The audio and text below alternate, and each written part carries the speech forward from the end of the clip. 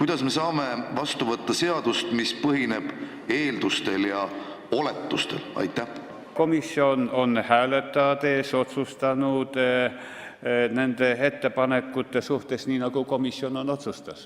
Mina praegu siin sellega tutvudes ei leidnud, et ühegi ettepanekuga oleks üldse arvestatud. Aitäh. Nende arvamustega arvestati, kuid komisjoni otsus oli selline, nagu ta hääletamisel kujunes. Aitäh.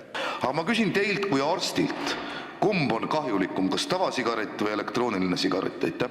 Sotsiaalkomisjoni istungitel minu kui arsti arvamuse najal mingisuguseid hääletamisi ei toimunud. Kas te arvate ka, et elektrooniline sigaret on täpselt sama kahjulik, kui seda on tavasuitsetaja, viidates sellele, et te olete ka veel ju meil meedik? Aitäh.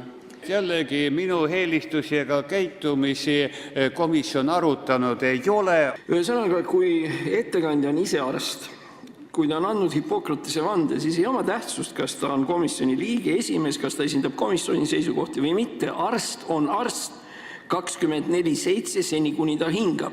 E-sigareti kaitsmisega me hoiame suuresti ära tubakariskid. Sa oled kohustatud sellele vastama, sest sul on diplom. Elektronsigaret on tunduvalt ohutum kui tubakatoodete tarbimine. Nii on.